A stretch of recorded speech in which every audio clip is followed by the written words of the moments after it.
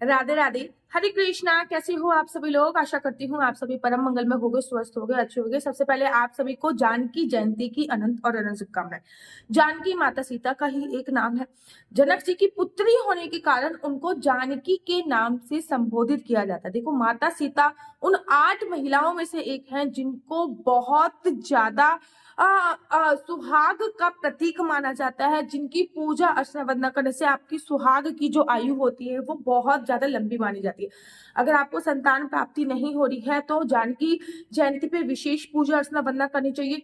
योग्य वर की प्राप्ति के लिए जानकी जयंती पे विशेष पूजा अर्चना वंदना करनी चाहिए। देखिए, सीता माता की पूजा अर्चना वंदना करने से न केवल आपको लव कुश जैसी संतान की प्राप्ति होती है, अपितु भगवान राम के जैसे पति की भी प्राप्ति होती है। और साथ ही के साथ आपके पति को कोई भी रोग हो, अगर आपके पति की आयु बहुत क्षीण है, बहुत कम है, वो बात बात पे बीमार रहते हैं, चिड़चिड़े हो रहे हैं, तो आपको जानकी जयंती की पूजा अर्चना वंदना करनी है। देखो, जानकी जयंती की पूजा जो है वो मैं 2 तरीके से आप लोगों को बताने जा रही हूँ। एक, व्रत रख के आप पूजा अर्चना वंदना कर सकते हो। दूसरा, आप व्रत ना रखो लेकिन सिंपल तरीके से पूजा अर्चना वंदना कर लीजिए। सबसे पहले मैं आप लोगों को पंचांग से मैंने नोट कर लिया है, आपको पंचांग देखकर मैं बता देती हूँ कि जानकी जयंती आपकी आखिर है कब।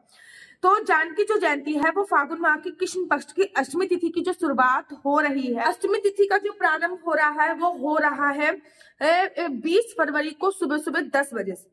अब सुबह सुबह 10 बजे से पहले सप्तमी तिथि है, तो सूर्योदय के साथ ही कोई जो तिथि होती है वो मान्य रखती है, तो हम 20 फरवरी को जानकी जयंती नहीं बनाएंगे।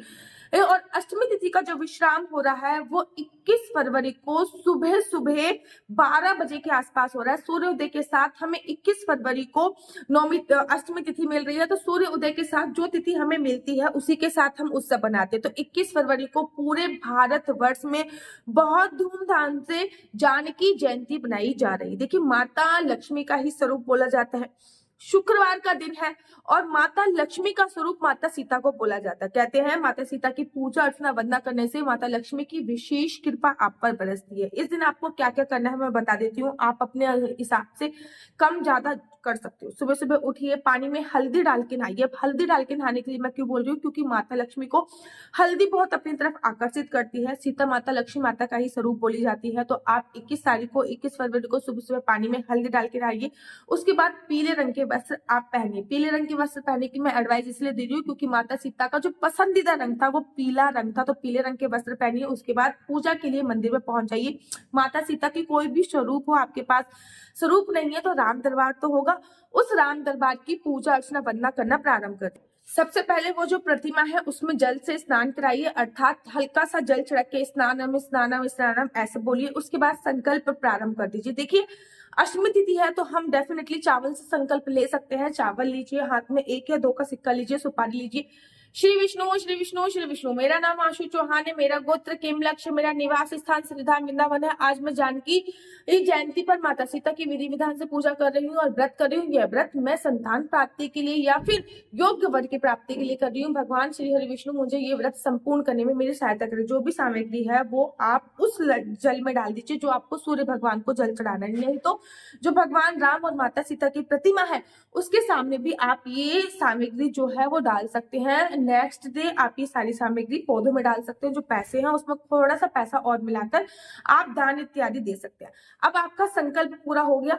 अब आपको पूजा अर्चना वंदना प्रारंभ करनी है। सबसे पहले माता सीता को थोड़ा सा सुहाग का सामान समर्पित कीजिए। वैसे तो 16 सुहाग का सामान भी समर्पित कर सकते हैं, जिसे 16 श्रृंगार बोलते हैं, लेकिन अगर उतना नहीं कर सकते तो मेहंदी, अलता, बिंदी, बिछुआ, चूड़ी, ये 5 चीजें तो आपको जरूर और जरूर समर्पित करनी चाहिए। माता सीता को पीले रंग का कोई भी वस्त्र समर्पित कर सकते हो, चुन्नी समर्पित कर सकते हो। कुछ भी नहीं है तो कलावा आप माता सीता को समर्पित कीजिए। इस दिन माता सीता को पीले रंग की चीजों का भोग अवश्य लगे, जैसे कि केले का भोग लगा सकते हैं, पपीते का भोग लगा सकते हैं, आम का भोग लगा सकते हैं और पीले रंग के केसर की खीर जरूर बना के लगे।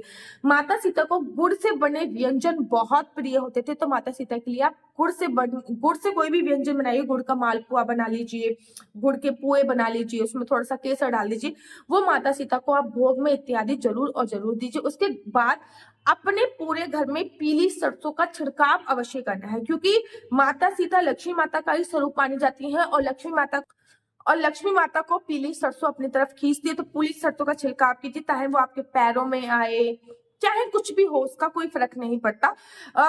शाम को जब आप झाड़ू पोछा करोगे ना, झाड़ू लगाओगे, तो वो पीली सरसों कूड़े में भी चली जाएगी। साथ ही के साथ ना केवल माता लक्ष्मी को अपनी तरफ आकर्षित करेगी, अपितु वो आपके घर की नेगेटिविटी भी हटाएगी। उसके बाद अपनी दहलीज पूजन कीजिए।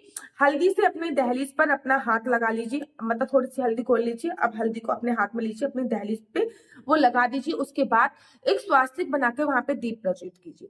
उसके तत्पश्चात पूरे दिन किसी की निंदा चुगली इत्यादि नहीं करनी है। कोशिश कीजिए इस दिन कम से कम 9 या 11 कन्याओं को भोजन अवश्य करा पाए, क्योंकि माता सीता का जो स्वरूप इस दिन प्राप्त हुआ था जनक जी को, वो कन्या के रूप में प्राप्त हुआ था। तो इस दिन कन्या पूजन का बड़ा विशेष महत्व होता है। तो छोटी छोटी कंजकों को आप बुलाइए, उनको आप अगर खीर का प्रसाद दे सकते हो तो बहुत अच्छी बात है, नहीं तो पूरा भोजन आप करा सकते हो। इस दिन कंजक पूजन का अपना विशेष महत्व होता है।